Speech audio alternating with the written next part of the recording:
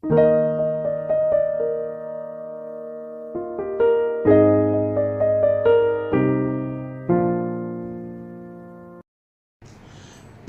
தேவனையும் ஆண்டவராகிய இயேசுவையும் அறிகிற அறிவினாலே கிருபையும் சமாதானமும் பெருகுவதாக. இந்த வருடத்தினுடைய 9 மாதங்கள் முடிந்து இந்த 10வது மாதத்தின் முதல் நாளிலும் சுகத்தோடும் பலத்தோடும் சந்தோஷமாய் அவருடைய சன்னிதானத்தில் கொண்டு வந்த தேவனுக்கே துதியும் கனமும் மகிமையும் உண்டாவதாக. இந்த சன்னிதானத்திலே கர்த்தருடைய பிரசன்னத்தில் வந்திருக்கிற உங்கள் யாவரையும் இயேசுவின் நாமத்தில் வாழ்த்துவதில் மகிழ்ச்சி அடைகிறேன். இன்றைய தியானத்திற்கான வசனம் மார்க் எழுதின சுவிசேஷம் 5ஆம் அதிகாரம் 1 முதல் 20 வசனத்தை நீங்க வீட்டில் படிச்சு பாருங்க. அதுல முக்கியமா 19 20 வாசிக்கப்படி விரும்புகிறேன். இயேசு அவனுக்கு உத்தரவு கொடாமல், நீ உன் இனத்தாரிடத்தில் உன் வீட்டிற்கு போய் கர்த்தர் உனக்கு இறங்கி உனக்கு செய்தவைகளை எல்லாம் அவர்களுக்கு அறிவி என்றார். அந்தபடி அவன் போய் இயேசு தனக்கு செய்தவைகளை எல்லாம் தெக்கப்போலி என்னும் நாட்டில் பிரசித்தம் பண்ண தொடங்கினான். எல்லாரும் ஆச்சரியப்பட்டார்கள். இதே சம்பவம் மத்தேயு 8ஆம் அதிகாரத்தில் இருக்கு. அதை நீங்க அங்கே போய் படிச்சு பாருங்க. அங்க 2 பேரு, இங்க ஒருத்தன். இந்த ஒருத்தன் யாருன்னா, அவன் அசுத்த ஆவியுள்ள ஒரு மனிதன். பிரேத கல்லில் இருந்து அவருக்கு எதிராக வந்தான். இயேசு இந்த பட்டணத்தில் உள்ள வந்த உடனே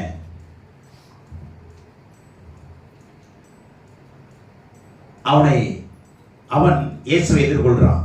இவன் எங்கிருந்து வருகிறானா? பிரேத கல்லறையில். இவன் எப்படிப்பட்டவன்? அசுத்த ஆவி பிடித்தவன். அவனுடைய குடியிருப்பு கல்லறைகளில் இருந்தது. அவன் நைட்டு பகலெல்லாம் எங்கதான் இருப்பான்? கல்லறையில தான் இருப்பான், படுப்பான். எல்லாமே அவனுடைய இடமே அதுதான். இப்போ 3 விதமான ஃபோர்ஸஸ நம்ம பார்க்கிறோம். 3 different forces. 3 different forces.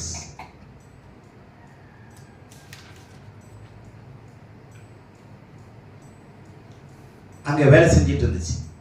என்னென்ன சக்திகள்னு பார்ப்போம். 3 விதமான வித்தியாசமான சக்திகள். ஒன்று அசுத்த ஆவி, பிசாசு. இரண்டாவது, அங்க 3ஆம் வசனத்தினுடைய கடைசியில அவனை சங்கிலிகளினாலும் கட்ட ஒருவனாலும் கூடாது இருந்தது. அப்ப 2வது ஃபோர்ஸ் என்ன? சொசைட்டி. ஃபர்ஸ்ட் சேட்டன், 2வது சொசைட்டி. எவ்வளவு முயற்சிக்கிறாங்க, கட்டி வைக்க பார்க்கிறாங்க, சங்கிலியினால கட்டுறாங்க. சங்கிலியினால கட்டப்பட்ட ஜனங்களை என்னைக்காவது பார்த்துருக்கிறீங்களா? பார்த்தது இல்லை. செங்கல்பட்டு ஓட்டன்பேட்டில் 35 வயசு ஒரு பொண்ணு.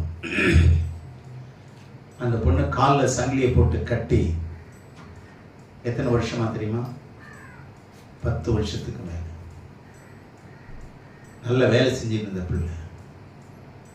போய் பார்க்குறோம், உண்மையிலேயே சங்கிலியில் கட்டி போட்டு அந்த காலெல்லாம் பார்த்தீங்கன்னா பாவம், பரிதாபமாக இருந்தது. இந்த வாலிப பிள்ளையை பார்க்கும்போது கொடுமையாக இருந்தது. வரப்போகிறவங்க என்ன பண்ணிட்டாங்க தெரியுமா? கையில் சூடத்தை ஏற்றி கையில் நெருப்பை வச்சு அந்த கையெல்லாம் பொங்கி கிடக்கு. அப்போதான் பிசாசு போகும்னு நெருப்பை ஏற்றிருக்கிறான். அங்கே இருக்கிறவங்க என்ன சொல்கிறாங்கன்னா, ஐயா பிசாசே பரவாயில்லையா, அது பேசாமல் படுத்து கிடக்கு, கட்டி போட்டுருக்கிறோம் படுத்து கிடக்கு. ஆனால் பிசாசோட கொடுமையான பிரச்சனையை செய்கிறது யாரு தான்? வந்து போகிறவங்க தான். என் பிள்ளைங்களுடைய கையெல்லாம் வெந்து போய் கிடக்கு, விடுவிக்கலைனாலும் பரவாயில்லைங்க, அந்த நிலைமைக்கு போயிட்டாங்க. கொடுமையான நிலைமைங்க. தேவனுடைய பிள்ளைகளே நல்லா கவனிங்க. சங்கிலினால கட்ட பார்க்குறாங்க. ஒருவனால் என்ன பண்ண முடியல, அடக்கவும் முடியல, கட்டுப்பாட்டுக்கு கொண்டு வரவும் முடியல. 4ஆம் வசனம், அவன் அநேகந்தரம் விலங்குகளினாலும் சங்கிலிகளினாலும் கட்டப்பட்டிருந்தும் சங்கிலிகளை முறித்து விலங்குகளை தகர்த்து போடுவான். அவனை அடக்க ஒருவனாலும் கூடாதிருந்தது. 3ஆம் வசனத்துல அவனை கட்ட ஒருவனாலும் கூடாதிருந்தது. 4ஆம் வசனத்துல அவனை அடக்க ஒருவனாலும் கூடாதிருந்தது. அதுக்கப்புறம் என்ன செய்துட்டு இருந்தான்? 5ஆம் வசனம், அவன் எப்பொழுதும் இரவும் பகலும் மலைகளிலும் கல்லறைகளிலும் இருந்து கூக்குரலிட்டு கல்லுகளினாலே தன்னை காயப்படுத்தி கொண்டிருந்தான். இதாங்க அவனுடைய நிலைமை. Desperate condition.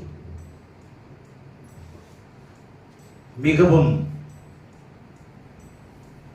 மோசமான நிலைமை. தன்னையும் காயப்படுத்திக்கிறான். அவனை யாராலையும் கட்டவும் முடியல, அடக்கவும் முடியல. இப்படிப்பட்ட ஒரு மனுஷன் இப்போ ஆண்டவர் அந்த பட்டணத்துக்குள்ளே வருகிறார். இப்போ 6ஆம் வசனத்திலே இயேசுவை தூரத்திலே கண்டபோது, இயேசுவை தூரத்திலே காண்கிறான். ஓடி வந்து அவரை பணிந்து கொண்டு, இயேசுவே, உன்னதமான தேவனுடைய குமாரனே, எனக்கும் உமக்கும் என்ன? என்னை வேதனைப்படுத்தாதபடிக்கு தேவன் பேரில் உமக்கு ஆணை என்று மிகுந்த சத்தமிட்டு சொன்னான். அப்படின்னா யார் சொன்னது? அது உள்ளுக்குள்ள இருக்கிற பிசாசு பேசுது. நீர் உன்னதமான தேவனுடைய குமார், ஏன் வந்தீங்க? ஏன் சொல்றது தெரியுமா? அந்த பிசாசுக்கு பயம் என்னன்னா, இந்த பிசாசை துரத்தி எங்க அனுப்பிச்சிருவார்னு பயம், பாதாளத்துக்கு அனுப்பிச்சிருவார்னு பயம். அதனாலதான் நீ ஏன் வந்தீங்க? எனக்கு ஒரு அடைக்கலம் எனக்கு கிடைச்சிச்சு. யாரு? இந்த வாலிபர். அவன் வீட்டுக்குள்ள நான் சந்தோஷமா நாங்க எல்லாரும் இருக்கிறோம். நாங்க எல்லாம் ரொம்ப குடும்பமா சந்தோஷமா இருக்கிறோம், ஒற்றுமையா இருக்கிறோம். பேய்களுக்கு கூட என்ன இருக்கு? ஒற்றுமை இருக்குங்க. ஒண்ணு கூட சண்டை போட்டுச்சுன்னு தெரியல, சொல்லல. எத்தனை பேர் இருந்து தெரியுங்களா?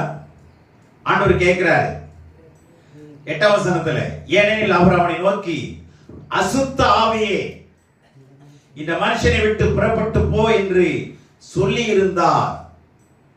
புறப்பட்டு போ சொல்லி இருந்தார். அப்போ அவர் அவனை நோக்கி, உன் பேர் என்னவென்று கேட்டார். உன் பேர்? அதுக்கு என்ன பதில் சொன்னது? நாங்கள் அநேகராய் இருக்கிறபடியால் என் பேர் லேகியோன் என்று சொல்லி. ஆமா, லேகியோன்னா என்ன அர்த்தம்னா 6000 பேர்னு அர்த்தம். எத்தனை பேரு? 6000 பேர். ஒன்னா ரெண்டாங்க, 6000 ஆவிகளும் உள்ளுக்குள்ள உட்கார்ந்து இருக்கு. எந்த நெரிசலும் இல்லை, எந்த மூச்சு திணறலும் இல்லை. பாருங்க, சரியா? 6000 பேர் ஒரே வீட்டுக்குள்ள உட்கார்ந்துருக்குது. ஆனா ஒரு கூட என்ன ஆகல?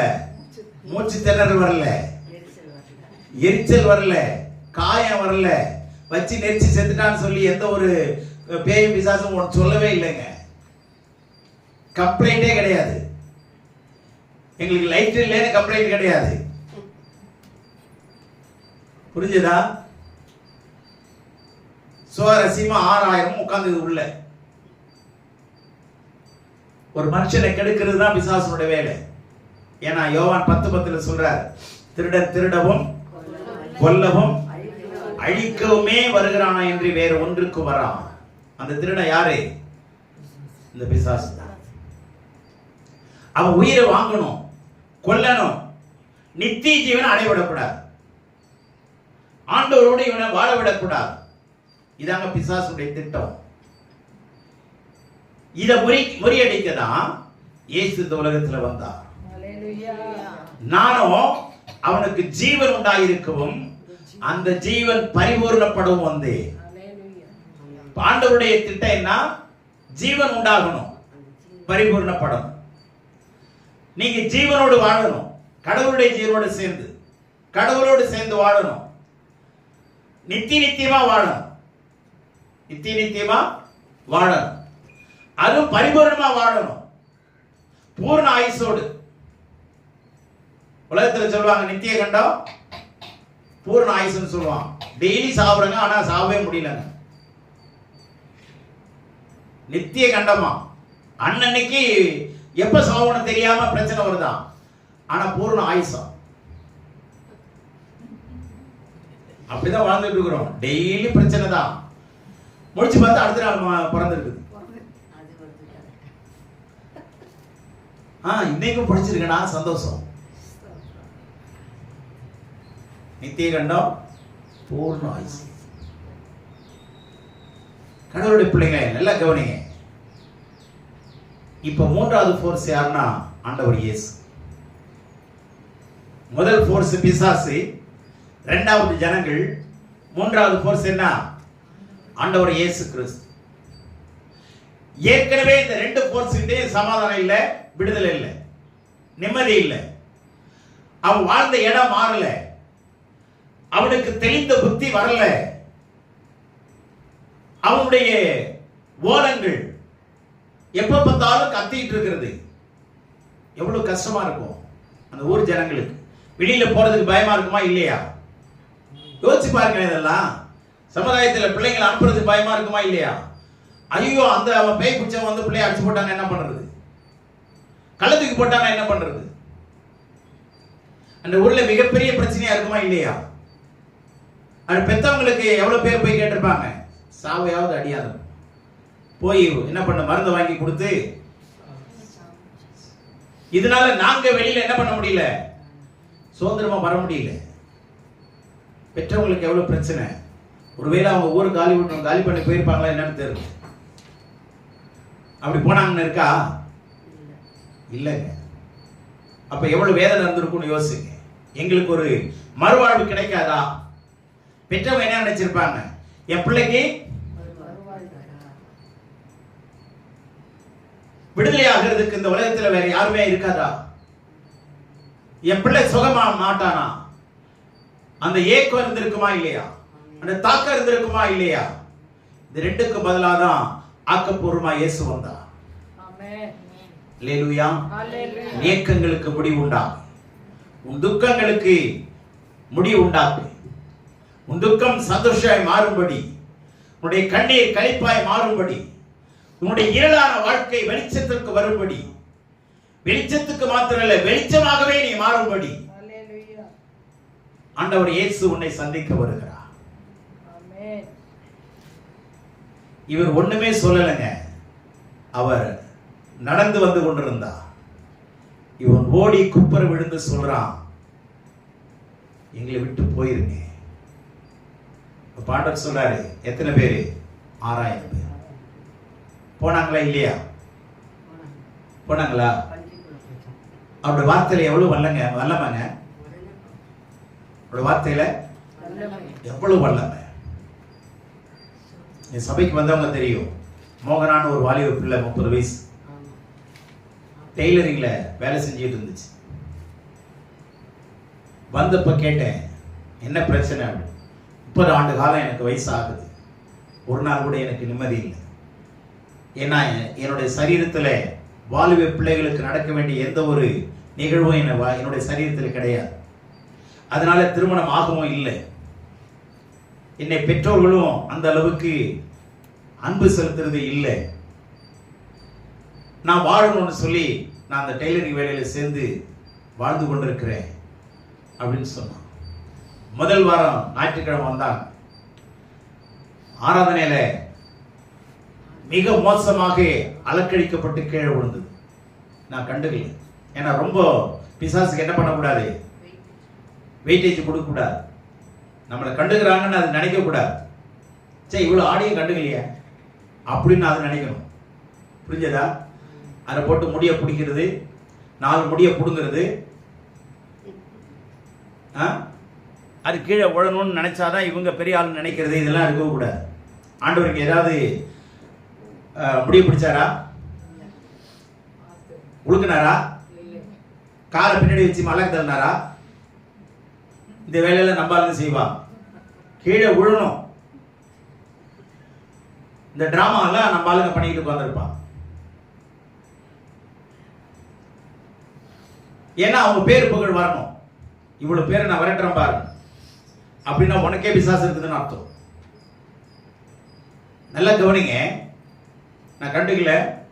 நான் போயிட்டு என்ன சொன்னேன், இயேசுவின் நாமத்தில் அந்த பிள்ளையை விட்டு விலகி போன்னு சொல்லி ஜெபம் பண்ணி அனுப்பிட்டேன். அடுத்த வாரம் வந்தாங்க, பாதி ஆட்டம் இல்லை. 3வது வாரம் வந்தாங்க, அந்த ஆட்டமும் குறைஞ்சி உடம்புக்குள்ளேயே அப்படி ஆடிட்டு இருந்துச்சு. நான் போய் கை வச்சு கேட்டேன், எத்தனை பேர் இருக்கிறீங்க? நாங்க 30 பேர் அப்படி இருந்துச்சு. அப்போ வருஷத்துக்கு ஒன்று ஆடானீங்களான்னு கேட்டேன். 30 வயசுல 30 பிசாசு. அதுதாங்க பிரச்சனையை கொடுத்துட்டு இருந்தது. எந்த ஒரு சரீரத்தில் விடுதலை இல்லை. எங்கெல்லாம் கட்டப்படணுமோ அங்கெல்லாம் கட்டி வச்சு நான் கட்டளை கொடுத்தேன், இனி நீ வராதே, விலைக்கு போன்னு சொல்லி கட்டளை கொடுத்து ஜெபம் பண்ணி அனுப்பிச்சிட்டோம். அடுத்த வாரம் வந்த செய்தி தெரியுங்களா, நீ வந்து ஆராதனையில் நல்லா ஆராதிச்சு. நான் கேட்டேன், என்ன உனக்கு பிரச்சனை சொல்லுமா அப்படின்னு. ஐயா நீங்க ஜெபம் பண்ணி அனுப்பிச்சிங்கல்ல, நேற்று இரவு எனக்கு ரொம்ப பிரச்சனை ஆயிடுச்சு. என்ன அப்படின்னு. அத்தனையும் வந்து எனக்கு முன்னாடி இன்னும் அழுவுது. அத்தனையும் வந்து என் முன்னாடி அழுவுது. எனக்கு ரொம்ப பாவமா ஆயிடுச்சு, ரொம்ப கெஞ்சுது. அப்ப சொல்லுது, நீ இயேசுநாதரை ஏத்துக்கிட்ட, நாங்க போயிடுவோம், நீ சோமாயிருவ. தீர்க்க தரிசனம் யார் சொல்றது பாத்தீங்களா?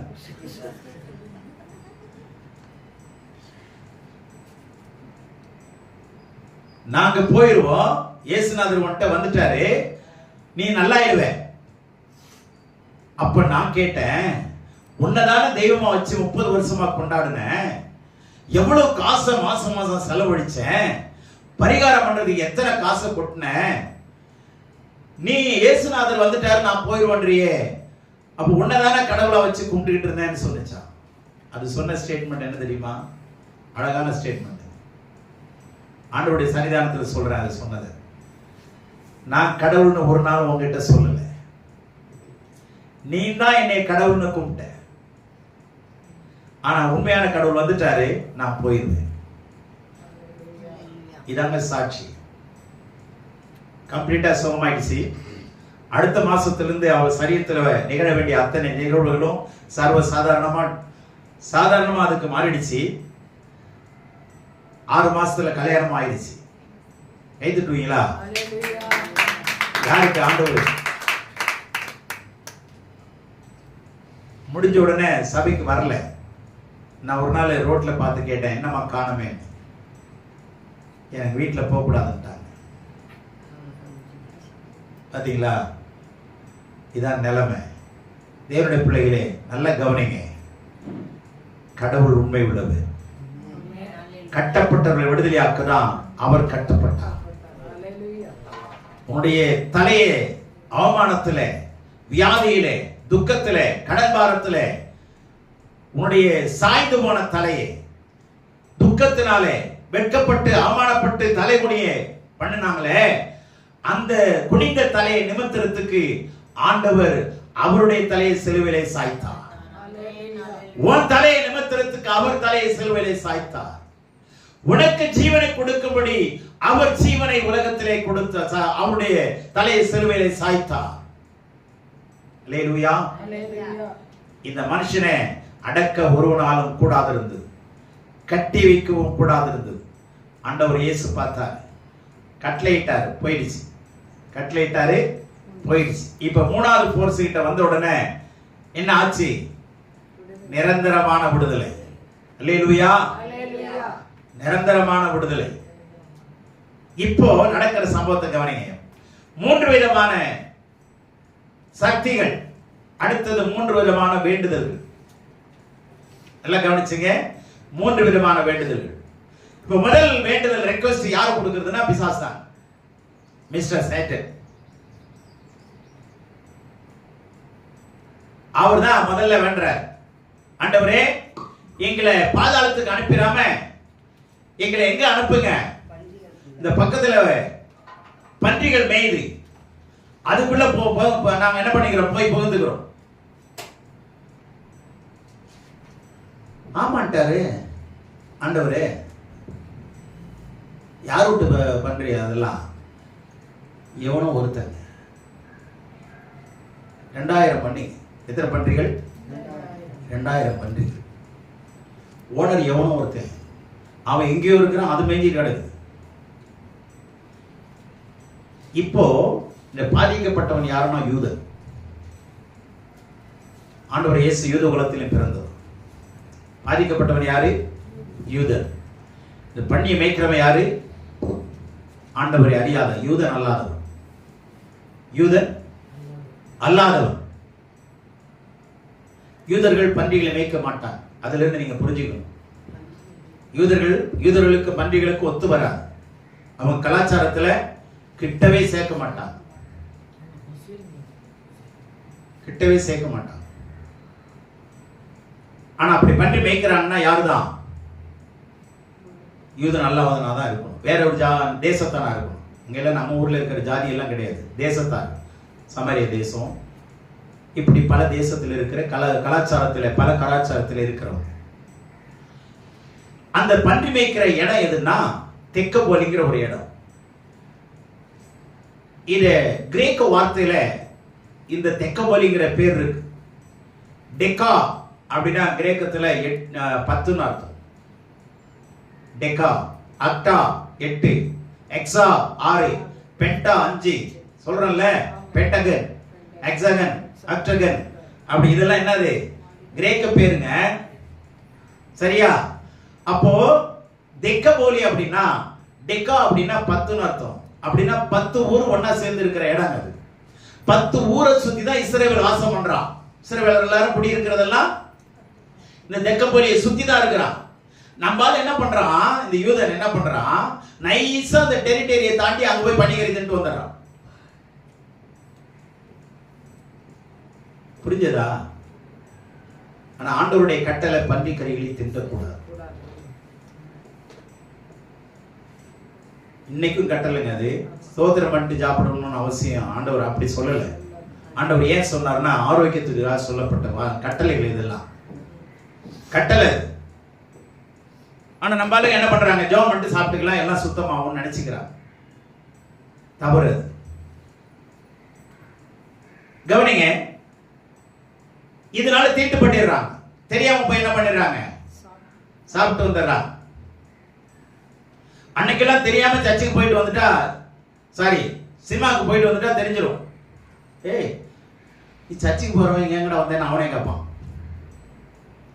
அப்பா அம்மா தெரியுமான்னு கேட்பான். இல்ல தெரியாம வந்திருக்கிறேன் சொல்றாதுடா சொல்லிட்டு வருவாங்களே இல்லையா? ஆனா இப்ப அப்படி தேவையில்லை. சினிமாவே எங்கதான் இருக்குது? ஆமா, ஆமாங்க. தேவனுடைய பிள்ளையை யாரு பாக்குறாங்க? பார்க்கலனாலும் கடவுள் பார்க்கிறாங்க. கடவுள் பார்க்கிறார். சரிங்களா? அதனால கவனிங்க, முதல் வேண்டுதல் ஏன் ஒத்துக்கிட்டாருன்னா, அவங்க அந்த பன்றி கூட்டத்தினால ஜனக்கூட்டம் என்ன ஆகுது? தீட்டுப்படுது. ஜனக்கூட்டம் தீட்டுப்படுது. சரிங்களா? ஒண்ணு. ரெண்டாவது ஏன் அனுமதிச்சார்னா, இந்த பாதிக்கப்பட்ட விடுதலை ஆனால, விடுதலை ஆன உடனே இந்த பிசாசெல்லாம் எதுக்குள்ளதான் போய் புந்தது? எத்தனை பன்றிகள்? 2000 பன்றிகள்ல எத்தனை பேர் உள்ள புந்தது? 6000. கணக்கு பண்ணுங்க. ஒரு பன்னிக்குள்ள எத்தனை ஆவி உள்ள போயிருக்கும்? 3 ஆவி. சராசரி இதெல்லாம் கணக்கு நானா சொல்றேன். அப்படிதானே ஆயிருக்கணும். ஒவ்வொரு பன்னியில 3 மூணா புந்தா 6000 பேய்ங்க 2000 பன்றி உள்ள போயிருக்கும். இப்ப எனக்கு என்ன ஆச்சரியமா இருந்ததுன்னா, இந்த பேய் உள்ள போய் பூந்த உடனே இந்த பேய் கூட்டத்துக்கு, இந்த பன்னி கூட்டத்துக்கு சூடு சொரணை வந்துருச்சுங்க. பன்னி கூட்டத்துக்கு என்ன வந்துருச்சு? என்ன வந்துருச்சு? சூடு சொரணை வந்துருச்சுங்க. எல்லாம் பார்த்துச்சு. பேய் நம்மகிட்ட உள்ள நம்ம கோத்திரத்துக்குள்ள வந்துருச்சு. இனிமே எல்லா பேய்களும் எல்லா பன்னிகளுக்கும் ஆத்திரம் வந்துருச்சு. ஏய், நம்ம கும்பல்ல, நம்ம ஜாதிக்குள்ள, நம்ம ஊருக்குள்ள யார் வந்துட்டா? இனிமே நம்ம வாழவே கூடாது. எல்லாம் தண்ணிக்குள்ள போய் செத்து போச்சு. எல்லாம் சரு சருன்னு மேய்க்க மேய்ஞ்சிக்கிட்டு இருக்குதுங்க. சரு சருன்னு உள்ள அங்க கடல் பக்கத்துல அது உள்ள பாஞ்சு செத்து போச்சு. அதுக்கு இருக்கிற உணர்வாது இந்த மனுஷனுக்கு இருந்துச்சா பாத்தீங்களா? 6000 பேய் வச்சுக்கிட்டு வாழ்ந்துட்டு இருந்திருக்கிறான். நடமாடும் பேய் கூட்டம். புரிஞ்சுச்சா? நம்ம குடும்பத்துல இது மாதிரி உள்ள வந்துருச்சு. நம்ம போய் அது கடவுளை தேடுவோம். யாராவது தேடினாங்களா? ஆனா கடவுள் தானே தேடி வந்தாரு. அல்லேலூயா. இப்ப என்ன கவனிக்கிறேன்னா, இந்த அசுத்த ஆவிகள்லாம் விலகிருச்சு. யார்கிட்ட போயிடுச்சுன்னு தெரிஞ்சிருச்சா? விலகிச்சா? நிரூபணம் ஆகுதா இல்லையா? இப்ப இந்த இவன் என்ன பண்ணப்பட்டிருக்கிறான்? விடுதலையாக்கப்பட்டிருக்கிறான்னு தெரிஞ்சிச்சா இல்லையா? நிரூபணம் ஆச்சு. இரண்டாவது, இந்த தீட்டுக்கான விஷயம் என்ன ஆயிடுச்சு? கிளியர் ஆயிடுச்சா? ஆண்டவர் ஒன்றைய தெளிவாய் செய்வார். அது பன்றியா இருக்கட்டும், யாரா இருக்கட்டுங்க, அது பாவம்னா அதை என்ன ஆயிடணும்? விளக்கிடணும், ஒழிச்சிடணும். எத்தனை லாபமா இருந்தாலும் சரி. புரியுதுங்களா? மூணாவது, இயேசு வல்லமை உள்ளவர்ங்கிறதை நிரூபிச்சார். புரிஞ்சுச்சா? இந்த பிசாசனுடைய வேண்டுதல்ல என்ன நடக்குதுன்னா, ஒன்னே ஒண்ணு வேதத்துல கண்டுபிடிச்ச ஒரு இடம் என்னன்னா, பிசாசனுடைய விண்ணப்பத்தை கூட கர்த்தர் கேட்டிருக்கிறார். அப்ப நான் கேட்கிறேன், உங்க ஜெபத்தை கேட்க மாட்டாரா என்ன? பிசாசுடைய விண்ணப்பத்தையே கேட்கிற தெய்வம் அதுக்கும் பின்னாடி இருக்கு. அதனால எல்லாத்தையும் கேட்பான்னு நினைச்சிடாதீங்க. நோக்கம் இருக்கணும். என்ன நோக்கத்துக்கு கேட்கிறான்? அதுல இன்னொரு நோக்கம் என்னன்னா, பிசாச பாதாளத்தில் அனுப்புறதுக்கு இந்த நேரம் கிடையாதுன்னு ஆண்டவருக்கு தெரியும். பிசாசே எல்லாருமே சில பாஸ்டர் ஜெபம் பண்ணுவாங்க, கட்டளை கொடுப்பாங்க. பிசாசு எங்க போ? அறிவினமா கட்டளை எடுக்கிறது, வேறு அறிவு இல்லாம சொல்றது.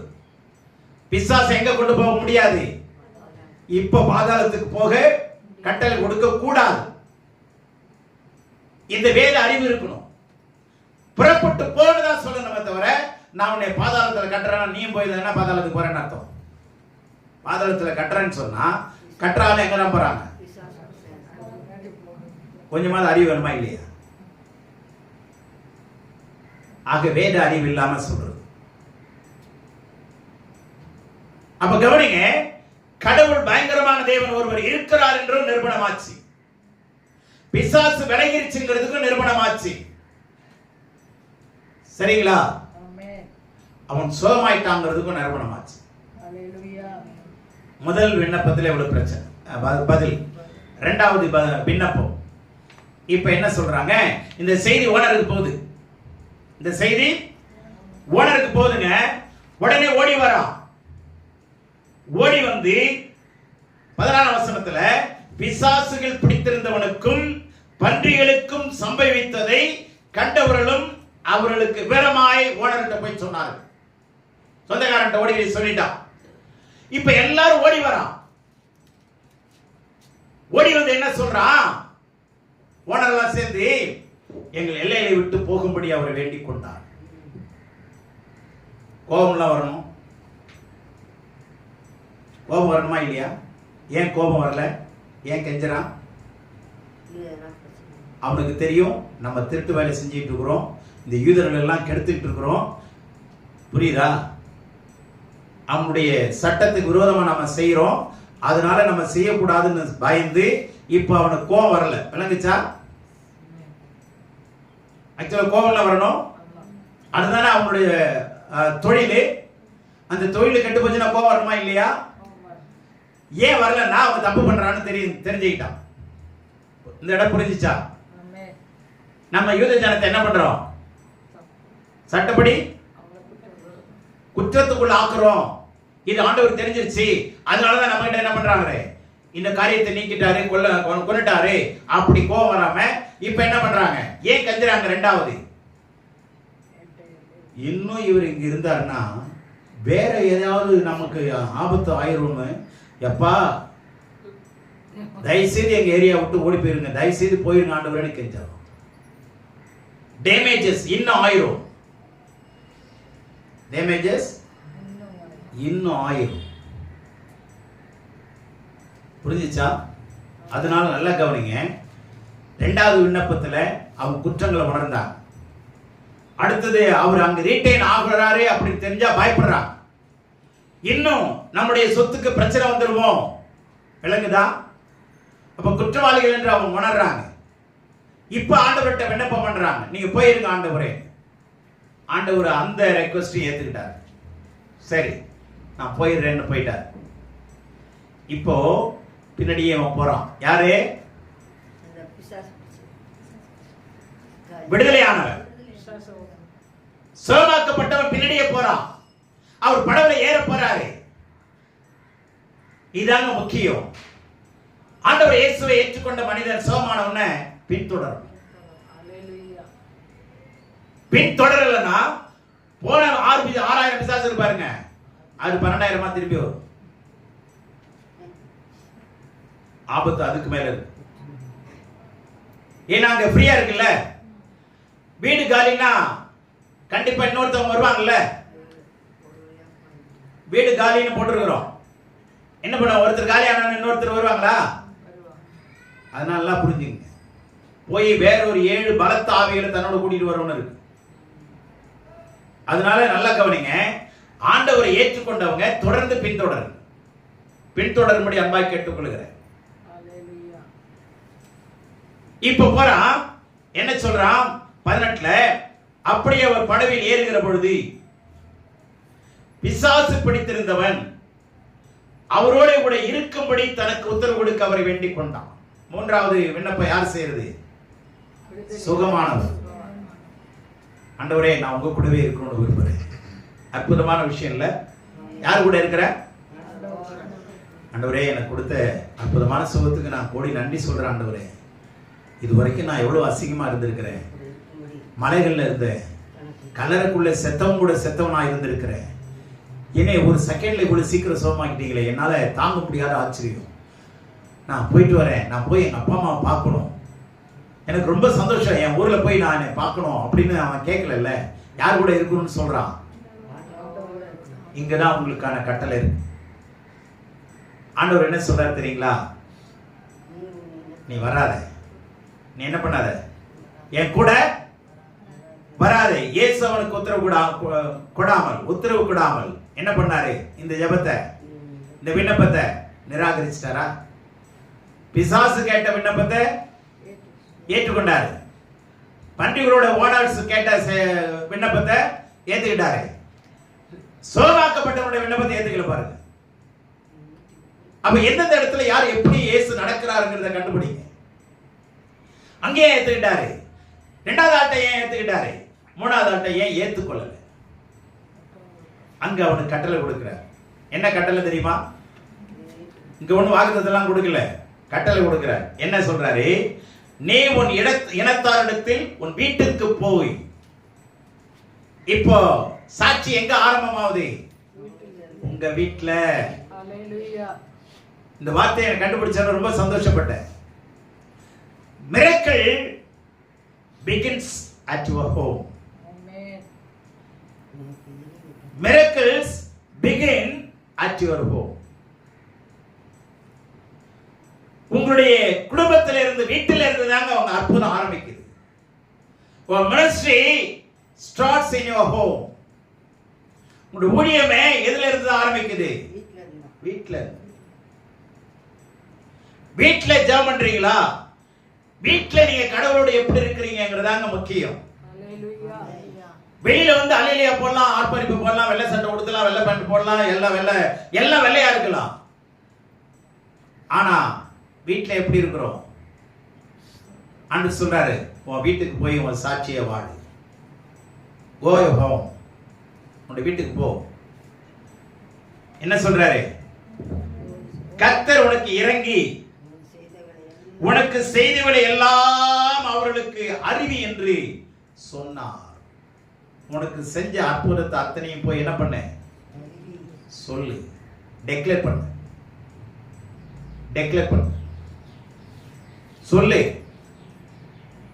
பெரிய பிரசங்கம் பண்ணணும்னு அவசியம் இல்லை. ஒருத்தர் வந்தாரு, கூப்பிட்டாரு. உங்ககிட்ட எத்தனை பிசாசு இருக்குன்னாரு. உன் பேர் என்னன்னு கேட்டாரு. நாங்க 6000 சொன்னோம். எனக்குள்ள ஆவி அப்படி சொன்னிச்சு நான் நினைக்கிறேம்மா, தெரியல, என் சிந்தனையிலே இல்லை, நானு என்னுடைய நினைவுல இல்லை, என்ன பேசுறேன்னு எனக்கு அவ்வளவா ஞாபகம் இல்லை. ஆனா இப்ப நான் சுகமாயிட்டேன். எனக்கு நார்மலான ஒரு சிந்தனை வந்துருச்சு. அதனாலதான் வீடு தேடி வந்தேன். சுகமாக்குறவர் யார் தெரியுமா? இயேசு. இத்தனை வருஷமா என்னை தேடி வரலையே நீங்க. என்னை தேடி இருந்தது இயேசு தானே. நான் உன் பிள்ளை தானே. என்னை என்னைக்காவது வந்து சாப்பாடு கொடுத்தியா? கேட்கல. அவனும் கேட்கல. ஆனா போனாங்களா? இல்லை. கட்டுப்படுத்த முயற்சித்து இருக்கிறான். உண்மை. முடியல.